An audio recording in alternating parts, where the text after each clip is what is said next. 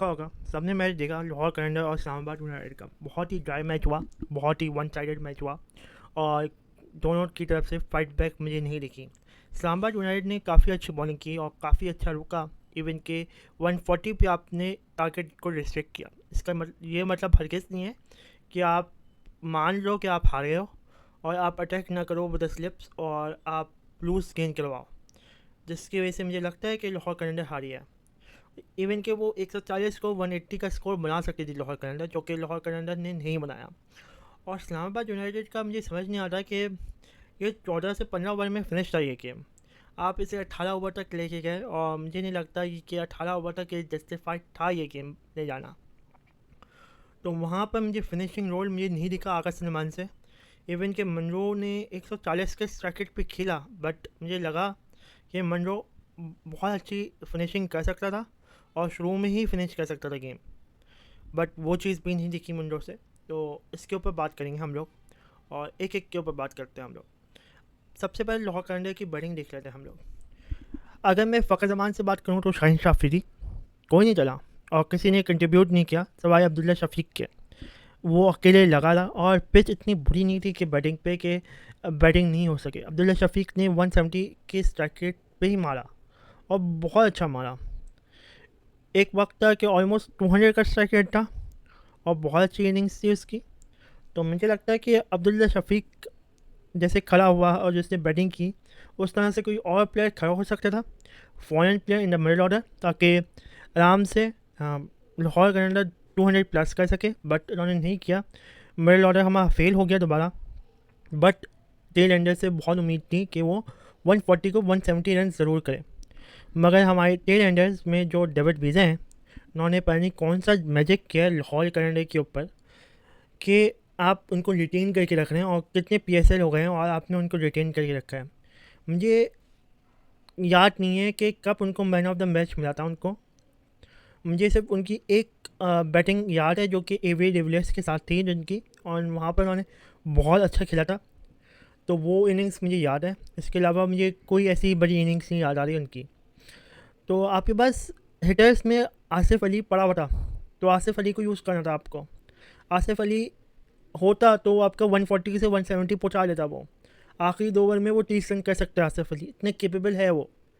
आपने उसको छोड़ दिया, आपने डेविड वीज़ा को लिया सिर्फ इसकी वजह से कि आपके पास छठा बॉलर हो जाए या सातवीं बॉलर की ऑप्शन आ जाए आपके पास। तो ये तो नाइंसाफ़ी है आपकी बैटिंग ऑर्डर के ऊपर कि आपको बैटिंग को स्ट्रॉन्ग करना चाहिए रादर देन आपकी बॉलिंग, क्योंकि आपके पास 5 अटैकिंग बॉलर्स हैं, 5 बॉलर्स हैं जो कि विकेट ले सकें। आपको नहीं फ़र्क पड़ता कि आपके पास छठा बॉलर हो या सातवां बॉलर हो, आप जाओ 5 बॉलर के साथ अटैक करो फुल टाइम। बट आपने डेविड वीज़ा को लिया और डेविड वीज़ा ने ना बैटिंग में स्कोर किया, बॉलिंग में उसने इंतहाई बुरी बॉलिंग कराई। उसके बारे में बात करते हैं आगे। तो ये था लाहौर कलंदर की फुल टाइम बैटिंग ऑर्डर, और जो कि कोलैप्स हुआ। रज़ा ने थोड़ा सा इंटेंस शो किया बट नहीं कर पाया वो आगे। रज़ा ने काफ़ी डॉट बॉल्स खेली, जो कि मुझे हैरानी की बात है कि वो आराम से उस डॉट बॉल्स को सिंगल्स में कन्वर्ट कर सकता था और करना चाहिए था उसे। अगर उससे बॉल कनेक्ट नहीं हो रही थी तो उसे अब्दुल्ला शफीक को चांस देना चाहिए था, रोटेट करके उसे स्ट्राइक देता तो वहाँ पर कुछ हो सकता था। बट वहाँ पर उन्होंने डॉट बॉल्स भी ज़ाया की रज़ा ने, जो कि हैरानी की बात है। और रज़ा जैसे बैट्समैन से मैं ये उम्मीद नहीं करता था बिल्कुल। हाँ, जहानदार खान एज अ बॉलर है और एक सही तरह से हिटर भी कह सकते हैं आप। पिछले PSL में उसने हिटिंग की है 2-3 शॉट, तो आप कह सकते हैं, बट एक्सपीरियंस नहीं है जिसकी वजह से वो मारा गया। मुझे लगता है कि जहानत खान एक अच्छा हिटर बन सकता है और उसे सोच समझ के खेलना पड़ेगा, और उसका शॉट सिलेक्शन में सिर्फ उसकी लेग साइड आती है। उसे ऑफ साइड पे भी खेलना पड़ेगा, उसे स्ट्रेट पे भी खेलना पड़ेगा। जितने भी हिटर्स हमें दिखें और जितने भी बड़े हिटर्स दिखे हैं दुनिया में जो कि फिनिश करते हैं, वो स्ट्रेट पे ज़्यादा मारते हैं rather than square of the wicket. तो आपको straight of the down the ground खेलने की आदत डालनी चाहिए ज़्यादा। तो ये था मेरे हिसाब से। बैटिंग में टोटल कोलैप्स दिखा लाहौर कलंदर की तरफ से, बट इस्लामाबाद यूनाइटेड ने बहुत अच्छी बॉलिंग की है। और इस्लामाबाद यूनाइटेड एक काफ़ी अच्छा स्पेल दिखा है हमें बिटवीन द होल्डर, और इमाद वसीम ने भी बहुत अच्छी बॉलिंग कराई है, विकेट टू विकेट बॉलिंग कराई है। उम्मीद नहीं थी कि इमाद वसीम अच्छी बॉलिंग कराएगा, वैसे उसे बहुत अच्छी बॉलिंग कराई है उसने। और फिर अगर मैं देखूं तो बड़े अच्छे प्लान से आए थे बॉलिंग कराने के लिए, शॉर्ट बॉल्स करवा देते और बहुत अच्छा लीड किया हुआ था बैट्समैन को। इवन के एक बॉलर मुझे लगा कि वो एग्रेसिव नहीं है, उस पर शॉट्स पड़े, वैसे शादाब खान, जिसने 3 विकटें भी ली।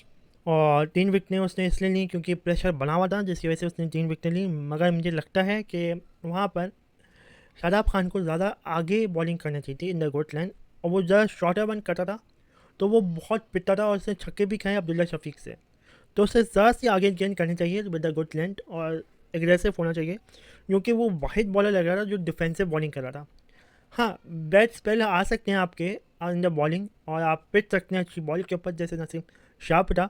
बट वो ऐसी बॉलिंग नहीं कर रहा था, जो कि शादाब की 2-3 गेंदें ऐसी थी कि ये छक्के चौके की गेंद है, बट प्रेशर इतना था कि उसके ऊपर पड़ा नहीं, या उसने विकेट ले ली। तो वही वीक लिंक है इस्लामाबाद यूनाइटेड का, और इसको इम्प्रूव करना चाहिए उनको।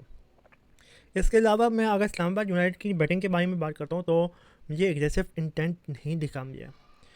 उन्होंने विकटें ज़ाया नहीं की, ये अच्छी बात है उनकी। बट फरहान लाला ने जो डॉट बॉल्स खेली हैं, वो डॉट बॉल्स नहीं बनती थी, वो डॉट बॉल्स सिंगल्स में कन्वर्ट हो सकती नहीं। 1-2 डॉट बॉल चौके पे कन्वर्ट हो सकती थी, जो कि नहीं हुई। एग्रेसिव इंटेंट नहीं दिखा मुझे। पावर प्ले में वो गेम फिनिश नहीं दिखा, जो कि उम्मीद है थी मुझे उससे, क्योंकि उसने नेशनल T20 बहुत अच्छा खेला था उसने। बट ये चीज़ मुझे नहीं दिखी, जो कि मुझे लगा कि वो थोड़ा सा टाइम देगा फिर मारेगा, बट कोलैप्स किया उसने, और उसने वो इनिंग्स नहीं दिखाई हमें जो कि उसे दिखानी चाहिए थी। इसके अलावा मनरो ओनली प्लेयर है जो कि 140-150 के स्ट्राइक रेट पे खेला, जो अच्छा खेला। और यही उम्मीद थी कि जो आपका सेकंड प्लेयर आएगा आगा सलमान, वो भी इसी स्ट्राइक रेट पे खेलेगा और गेम को जल्दी फिनिश करेगा। गेम नहीं बचा था, क्योंकि लाहौर कलंदर अटैक पे नहीं थे, लाहौर कलंदर फुल डिफेंस पे थे सवाए पावर प्ले के। इसके अलावा उन्होंने कभी भी अटैक नहीं किया। तो आपको गेम को फिनिश करना चाहिए था, आपको गेम डायरेक्ट करके 18 ओवर तक ले गया। और मुझे नहीं लगता कि 18 ओवर तक बनता था वो गेम। 14 ओवर तक, 15 ओवर तक गेम ख़त्म था बिल्कुल। और गेम को आपको ऐसे ही कंप्लीट करना चाहिए, क्योंकि आपको सिर्फ गेम नहीं जीतना था, आपको अपना स्ट्राइक रेट भी बेटर करना था, जो कि इस्लामाबाद के पास चांस था, बट उन्होंने नहीं किया। और ये चीज़ थी जो कि इस्लामाबाद यूनाइटेड को कॉज कर सकती है आगे जाकर। इसके अलावा अगर मैं बॉलिंग की बात करूँ लाहौर कलंदर की, तो सबसे बुरी तो कैप्टनसी है। जब 140 का टारगेट होता है तो आप एग्रेसिव इंटेंट के साथ आते हैं, आप विद स्लिप्स आते हैं। देखिए, आसिफ असफीरी ने बहुत अच्छी बॉलिंग की, 3 ओवर लगातार बहुत अच्छी बॉलिंग की, 3 ओवर में 8 रन दिए, 1 विकेट ली। दूसरे एंड पे शाहीन शाह अफरीदी को विद स्लिप्स रखकर अच्छी बॉलिंग करवानी चाहिए थी, टुवर्ड्स स्लिप्स रखनी चाहिए थी, बॉल को बाहर लेके जाना चाहिए था, क्योंकि बैट्समैन से कनेक्ट नहीं हो रही थी गेंद, उसे विकेटों में लेके आ रहा है, वो इन स्विंग कर रहा है, तो वाइड गेंद जा रही है उसकी। तो वहाँ पर थोड़ा सा लाइन और लेंथ मुझे हमें दिखा कि शाहीन की अच्छी नहीं जा रही है। और इसके अलावा अगर मैं शाहीन का 2 ओवर निकालूँ तो तीसरा ओवर हारिस रऊफ़ का बनता था, जो कि सेकंड बॉलर है, जो कि विकेट टेकर बॉलर है।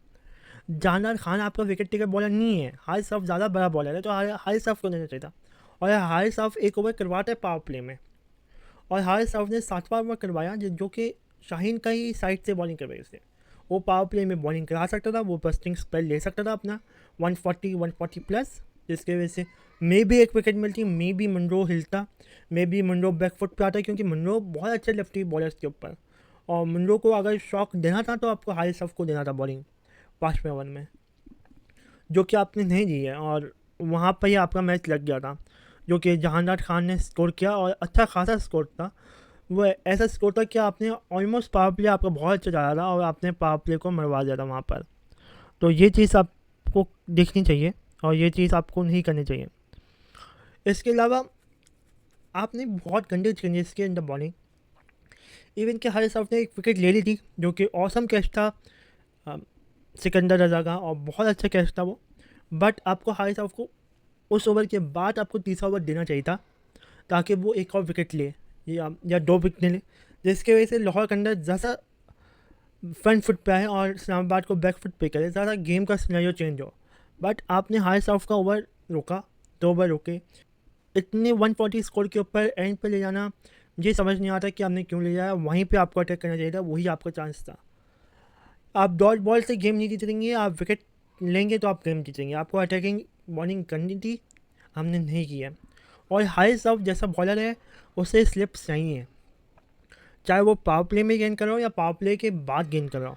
उसकी एक गेंद अगर पे कट लगता है तो स्लिप्स का चांस बनता है कि वो स्लिप पे आउट हो सकता है।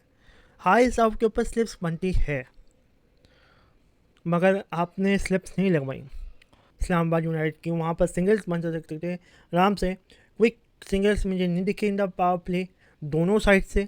अगर मैं लाहौर करेंडे की बात करूँ या इस्लामाबाद यूनाइटेड की बात करूँ तो दोनों की तरफ से कोलैप्सेस थे। दोनों अपने मैचेस बहुत अच्छे खेल सकते थे, बट ये चीज़ें हैं जो कि दोनों टीम को इम्प्रूव करनी चाहिए थी।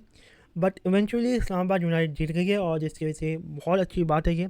और मैं चाहता हूँ कि इस्लामाबाद यूनाइटेड बहुत अच्छा खेले, क्योंकि वो बहुत अच्छी टीम दिखी है हमें। बट लाहौर कलेंडर का पहला मैच है और अगला मैच वो वापस आके अच्छा खेल सकें, और उनकी बॉलिंग भी बहुत अच्छी है। तो ये सब था मेरी तरफ से अभी तक के लिए। बाय।